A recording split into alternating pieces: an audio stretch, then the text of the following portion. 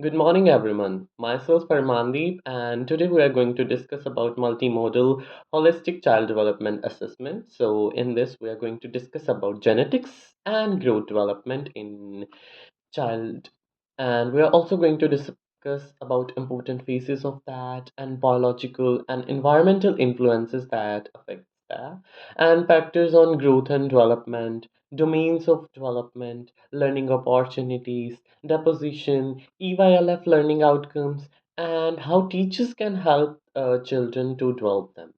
So, firstly, we are going to discuss about genetics and growth in child development. So, genetics and growth are totally different. So, genetics is something that we get from our parents that are called genes that we get from our parents, like hormones.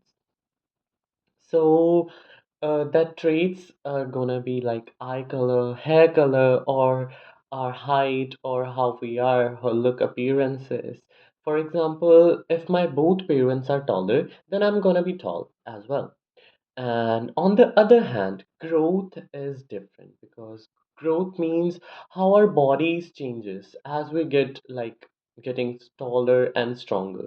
It totally depends on environment and where we are living and totally depends on the environment that surrounds us.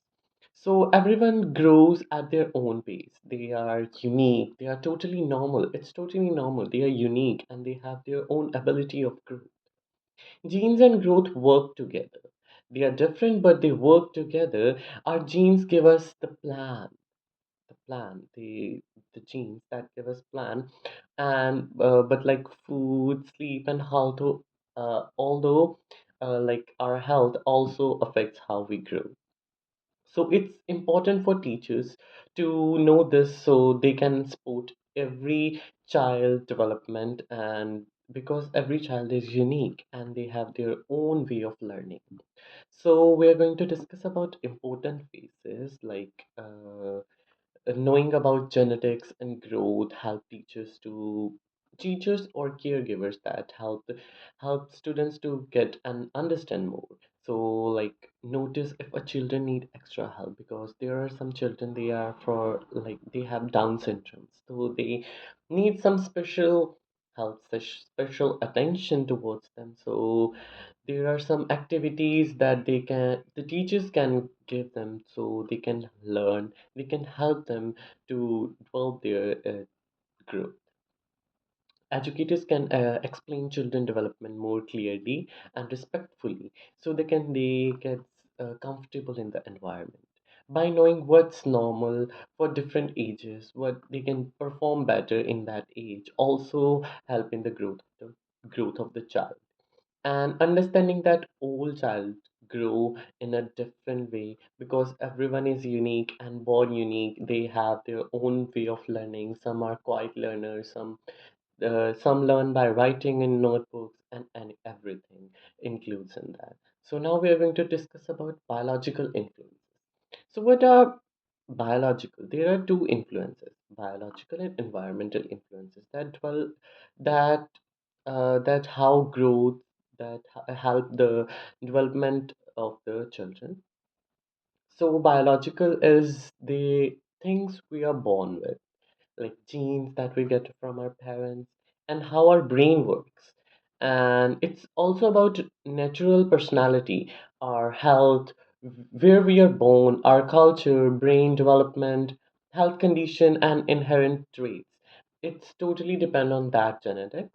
And on the other hand, environmental influences is like our family, our friends, and how we are grown up, our home, our school, nutrition, healthcare, our culture, and where we are living. It's totally about surrounding. That if the surrounding is better, obviously the child is going to develop more because you know that a plant need a good amount of sunlight, nutrition, and everything for growth. And if there's all the components that a plant is having, then the plant will grow better. And same as the children, if the children is getting a good environment, a healthy nutrition, and everything, the child will grow absolutely fine and develop more and more.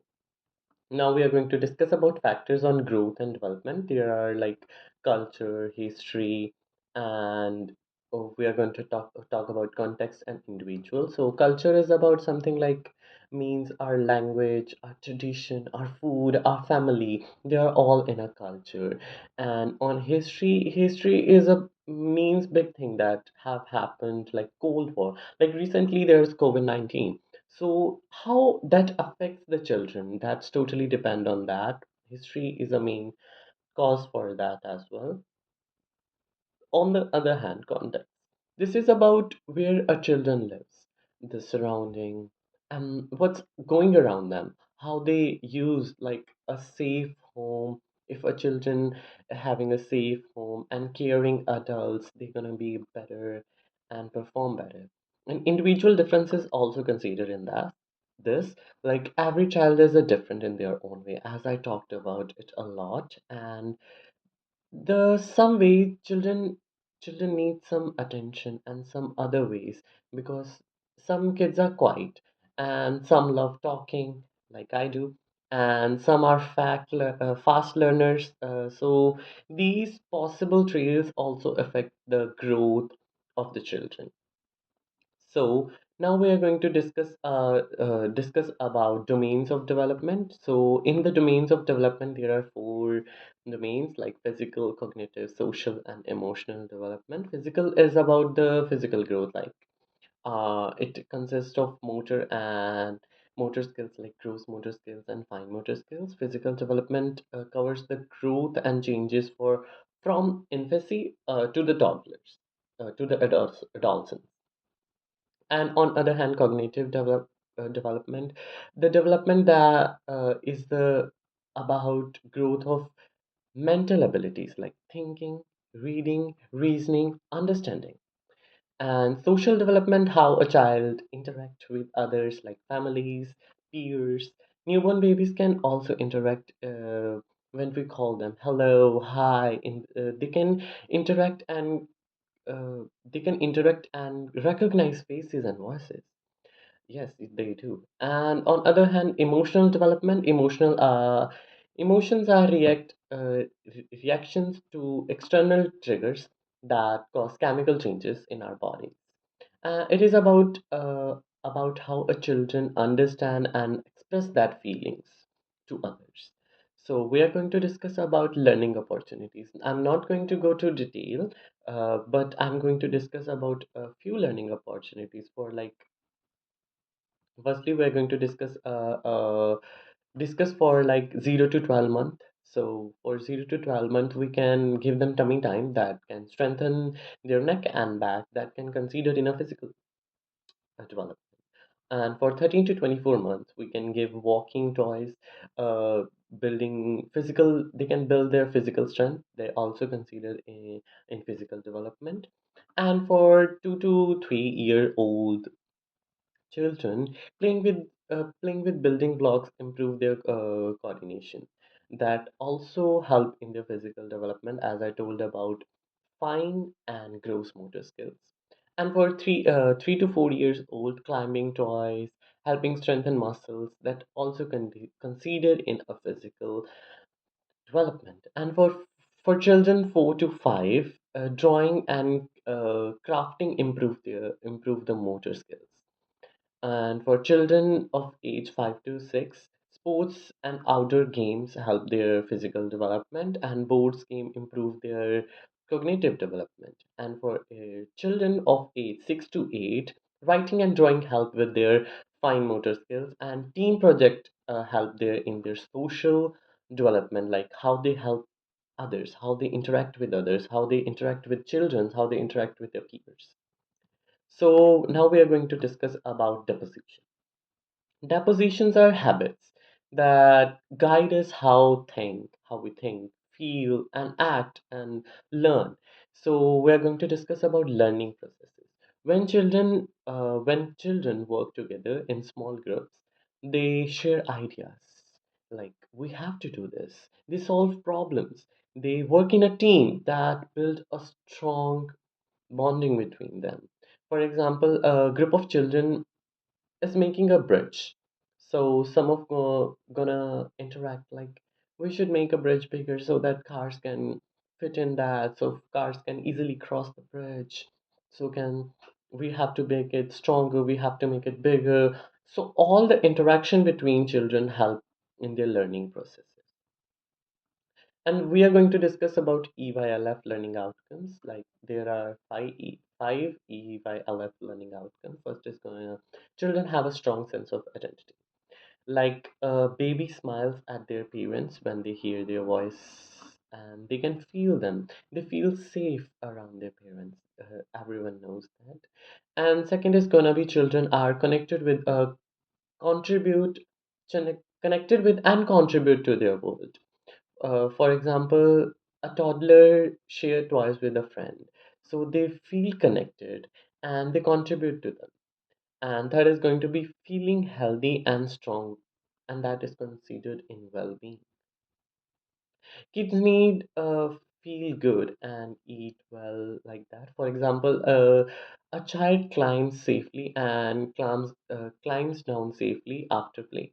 So it totally depends on how they do it, their surrounding, and they how they feel it. And now we're going to discuss about child are confident and involved learners. A child builds a tower and tries again when it falls. He tries again. That's his confidence. And the evolved learners that I have to do it, I can do it, that helps them to improve them. And we are going to discuss about talking and sharing ideas. It's known as communication, as I am doing with you guys. So a kid who lives in a city is more open, and they follow their family traditions and love talking rest love talking from the shy guy that live in a countryside.